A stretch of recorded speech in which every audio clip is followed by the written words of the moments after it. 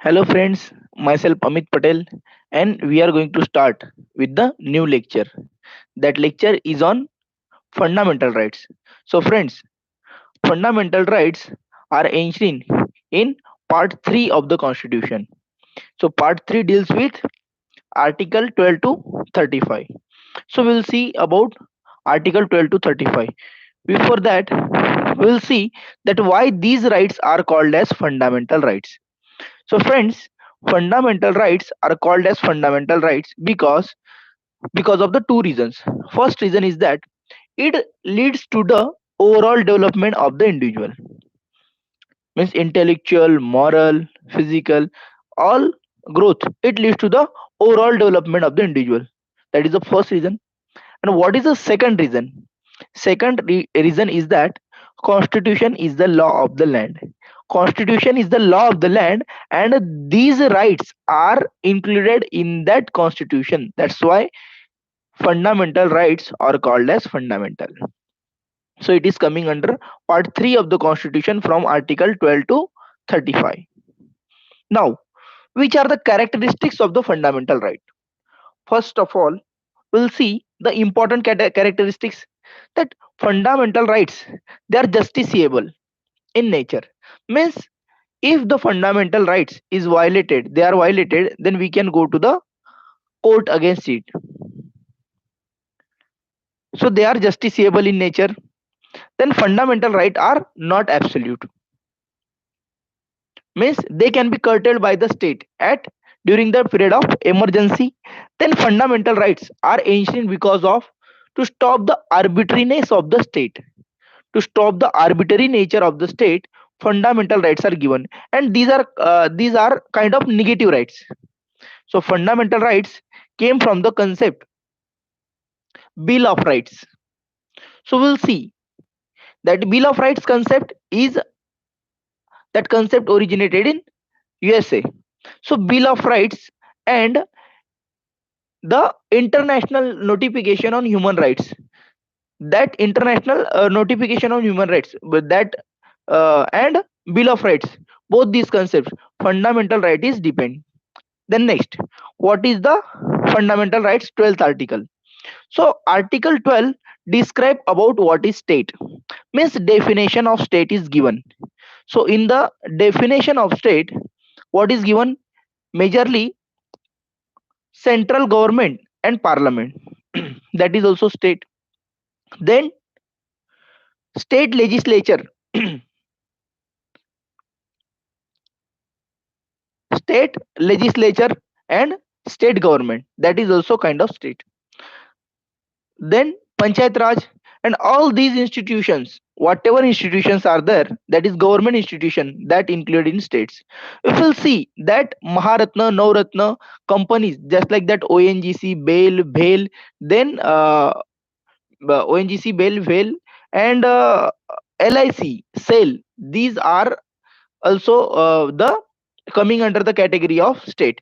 But NCERT, NCERT and BCCI, these are not coming under the definition of state. So in article 12, if you'll see that what is coming and what is not coming, that is very much important. If friends, if you'll think about judiciary, what about judiciary, whether it is coming or not? So about judiciary, when judiciary is doing the justice process, if he is involved in the justice process, then it is not coming as a state. But whenever judiciary is making the laws, whenever judiciary is indulged in the work of making the laws, then it is coming under the definition of state. So that is article 12, and that is so much simple. Then what about article 13?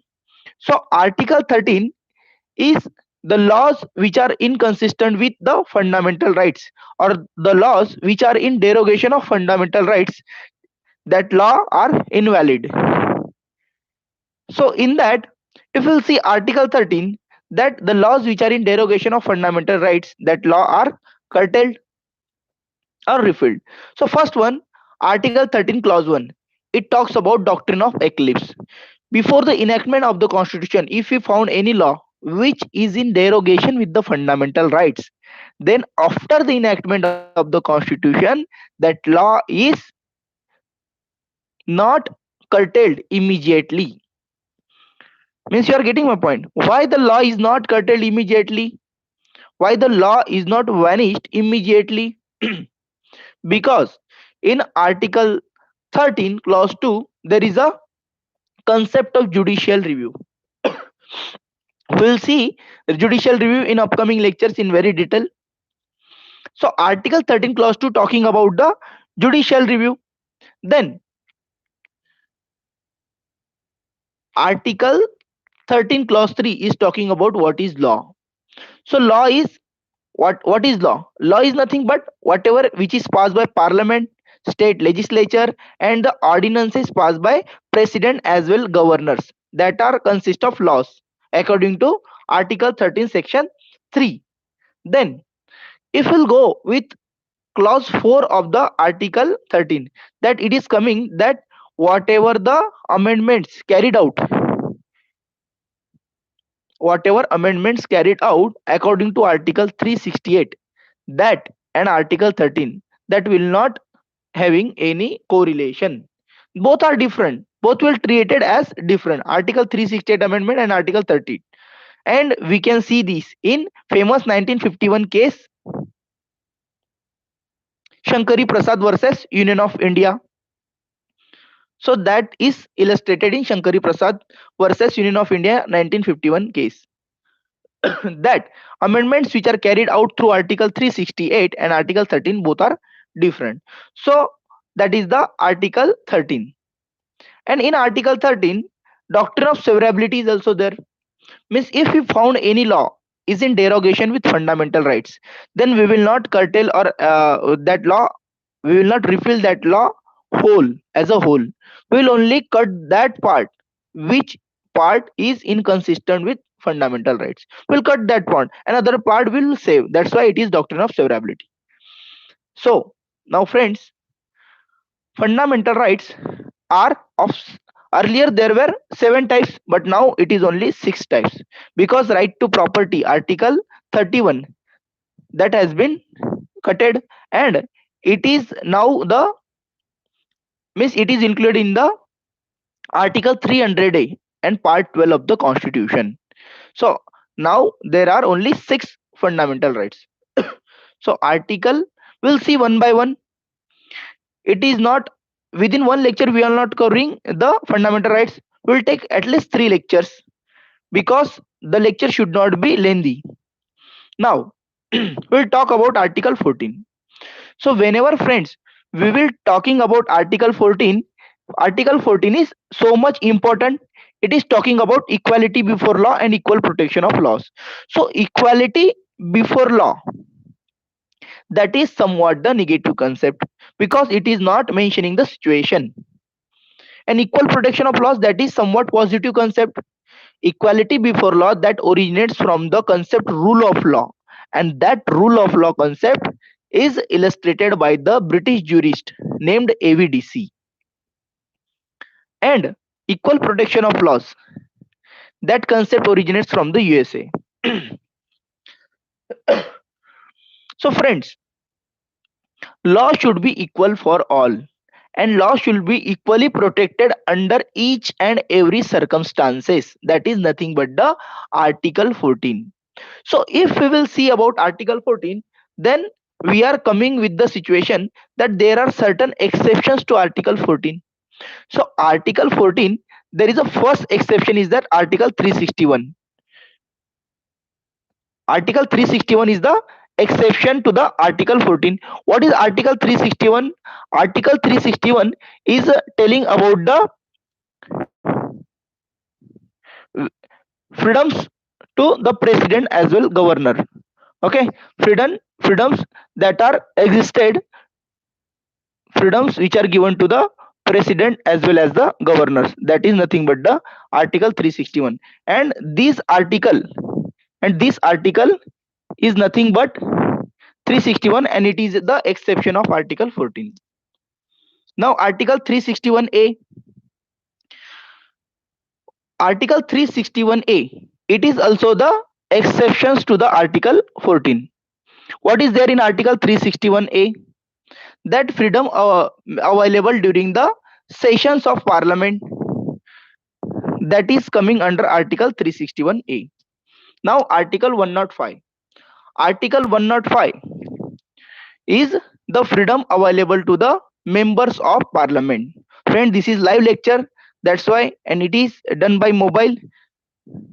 So if you are having any queries and doubts, you can comment in the comment box. Your comments are always welcome.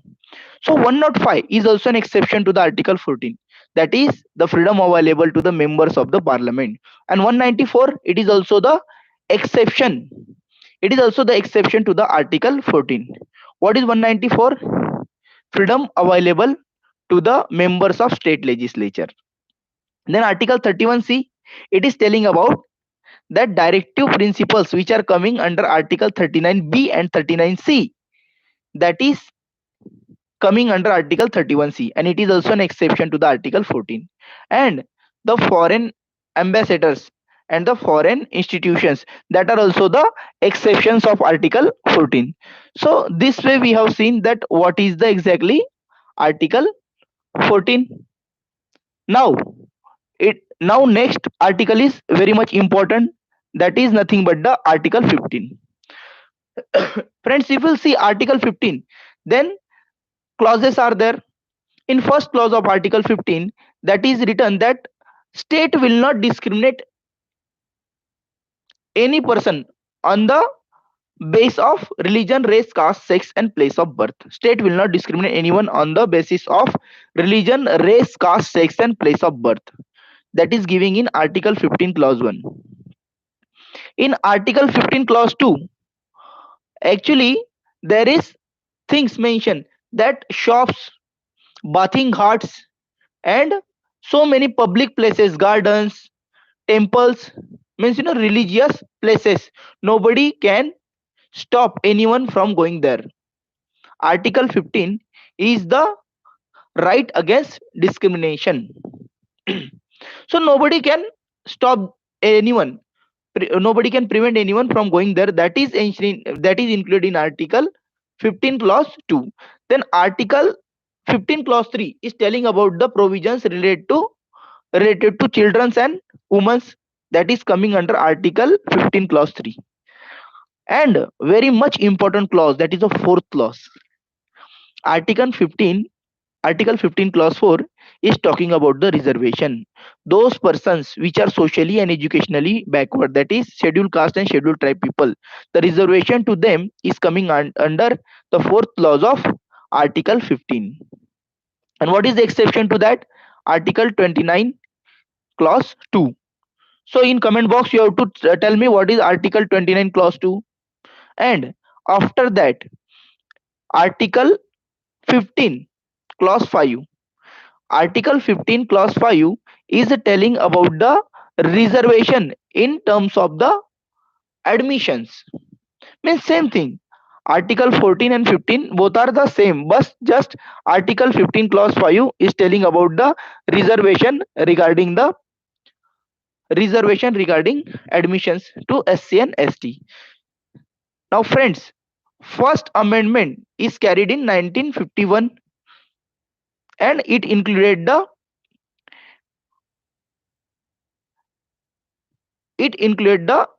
fourth clause in article 15, and 93rd amendment which carried out in 2005, it included the fifth clause in article 15. Now we'll see about article 16. Article 16 is telling about the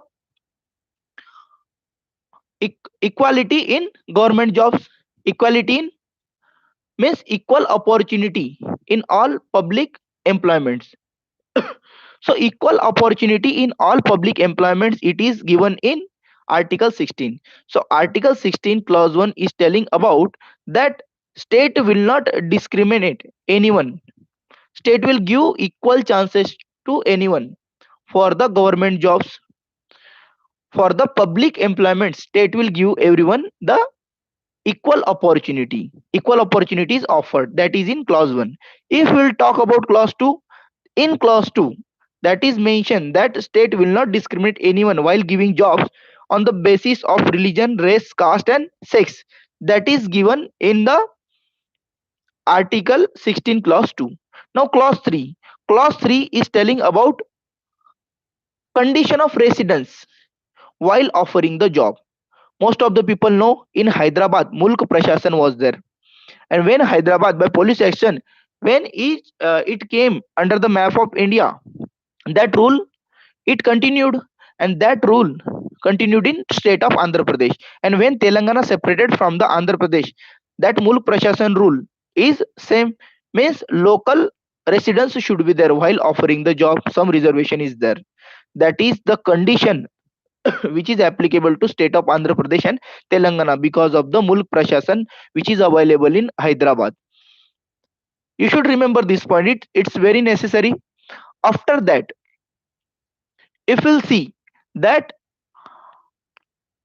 Article 16, Clause 4 is talking about that if adequate representation is not there to certain community SC and ST, if socially and educationally backward class, if adequate representation is not there, then clause 4 gives them the reservation. If they are not getting the adequate representation, then they are getting the reservation. Then in article 16 clause 4 subclause A, that mention that if they are not, means in clause 4 that is given that if they are not having the adequate representation, but in clause 4a that is written that if that community SC and ST, if socially and educationally backward communities, if they didn't have the adequate representation, then in they should get the promotional reservation, means reservation in promotion they will get from article 14 clause 4 subclause A and article 16 4 and subclause A. Article 16 4b, what it says? It says carry forward rule. Most of the people you should know that what is horizontal reservation, what is vertical reservation, what is the types of reservation. And article 14 for article 16 clause 4 and subclause B is telling about the carry forward policy, means last year post and this year post will not be mixed together, both will treated as different. Now article 16 clause 5, that incumbent of a religion, that is very famous, that the head of any religious institution will not be from another religion, it he will be of that religion, that is given in article 16 clause 5. Now 77 amendment which is carried in 1995, that included the article